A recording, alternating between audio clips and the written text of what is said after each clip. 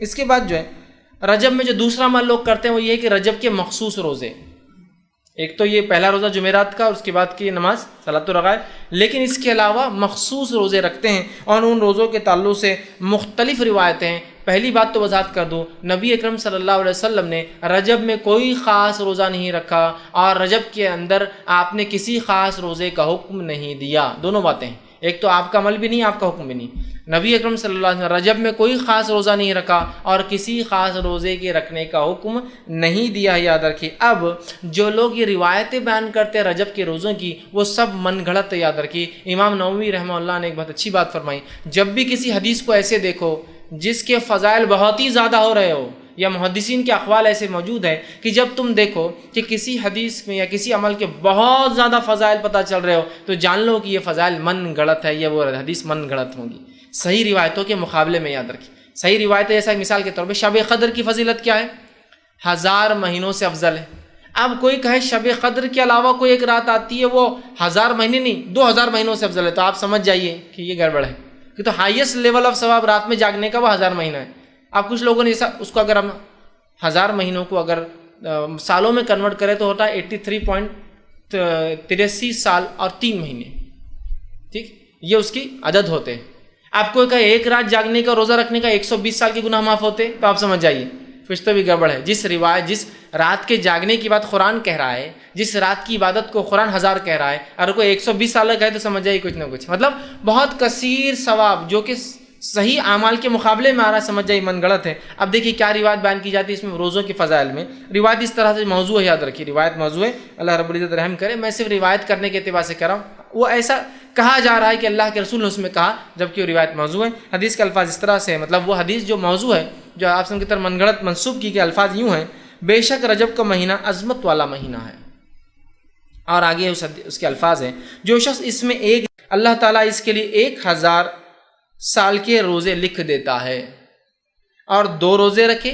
تو 2000 سال کے روزوں کا ثواب لکھ دیتا ہے، اور 3 روزے رکھے تو 3000 سال کے روزوں کا ثواب لکھ دیتا ہے۔ پھر اس کے اندر ہے اور جو ہے لکھ دیتا ہے، اور اگر 7 دن کے روزے رکھے تو اللہ جو ہے اس کو جہنم کے دروازے اس کے لیے بند کر دیتا ہے، اور اگر 8 دن کے روزے رکھے تو جنت کے پورے دروازے اس کے لیے کھول دیتا ہے، اور جس میں سے چاہے جنت میں تاکہ وہ داخل ہو جائے۔ اور جو شخص 15 دن کے روزے رکھے اس کی برائیوں کو نیکیوں میں تبدیل کر دیا جاتا ہے، اور ایک منادی دینے والا آسمان پہ اعلان کرتا ہے: اللہ تعالیٰ نے تمہاری مغفرت کر دی، اب تم نئے سرے سے عمل شروع کرو، ٹھیک ہے۔ اور جو شخص اس میں زیادہ سے زیادہ روزے رکھے اللہ تعالیٰ اس کو زیادہ سے زیادہ عطا فرماتا ہے۔ یہ روایت موضوع ہے اور من گڑت ہے۔ امام الجوزی نے اپنی موضوعات اپنی کتاب الموضوع کے اندر اس کو روایت کیا، اور اکثر محدثین نے اس کو اپنی موضوعات کے اندر روایت کیا کہ یہ روایت صحیح نہیں ہے۔ یہ تو 1000 دن کے روزوں کا ثواب بتایا جا رہا ہے، 2000 دن کے روزے، مطلب 30 دن رکھ لیا تو 3000 ہو گئے، یا 29 کا دن آتا 29000۔ اللاجیکل بات ہے، اس لیے کہ دیگر اعمال پہ شب قدر پر یا رمضان کے روزوں پر یہ فضائل کی بات نہیں آ رہی، یاد رکھیے۔ اسی لیے میں نے کہا کثرت سے جب فضیلتیں آئی کسی چیز میں بہت زیادہ جو صحیح کے مقابلے میں ہو تو سمجھ آئیے کچھ نہ کچھ گڑبڑ آ رہی ہے اس کے اندر، ٹھیک ہے۔ تو بہرحال دیکھیے کس قسم سے بات آئی ہے، یاد رکھیے یہ تمام چیزیں جو ہے موضوع ہے۔ اسی طرح اس میں ایک خاص نماز کا بھی تذکرہ آتا ہے روزے کے ساتھ، کہ روزہ رکھے اور نماز پڑھے، وہ اس طرح سے بیان کیا جاتا ہے، اور یہ بھی روایت موضوع ہے، جھوٹی ہے لیکن لوگ عمل کرتے ہوئے کیا ہے، حدیث کو ایسا بیان کیا جاتا ہے جو کہ جھوٹی ہے: جو آدمی رجب میں 1 دن کا روزہ رکھے، اس میں 4 رکعت اس طرح پڑھے کہ پہلی رکعت میں سورہ جو ہے فاتحہ کے بعد جو ہے 100 مرتبہ آیت الکرسی پڑھے، اور پھر دوسری رکعت میں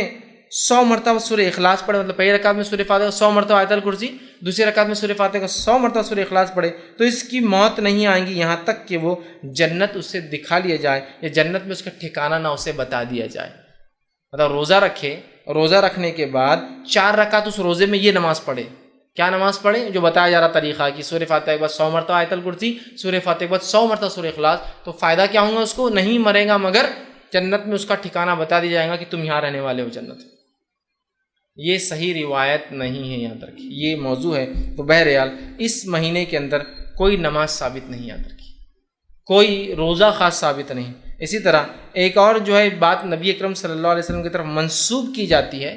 ایک اور روایت بیان کی جاتی ہے رجب کے فضائل میں، وہ کیا ہے وہ بھی رکھ دیتا ہوں۔ یوں بیان کیا جاتا ہے: جو شخص رجب میں 3 دن کے روزے رکھے گا اللہ اس کو پورے مہینے کے روزوں کا ثواب لکھ دے گا، اور جو 15 دن کے روزے رکھیں گا اللہ تعالیٰ اس کے لیے اپنی رضامندی لکھ دے گا، اور جس کے لیے رضامندی لکھ دی جائے گی اسے عذاب نہ دے گا، اور جو پورے مہینے کے روزے رکھیں گا اسے اللہ تعالیٰ آسانی سے اس کا حساب کر لیں گا۔ یہ روایت بھی صحیح نہیں ہے، لہٰذا ہمیں پتہ چلا رجب کے اندر کوئی بھی عمل نماز کے معاملے میں سنت سے ثابت نہیں، خاص کوئی بھی عمل اور روزے کے تعلق سے خاص سنت سے ثابت نہیں۔ آئیے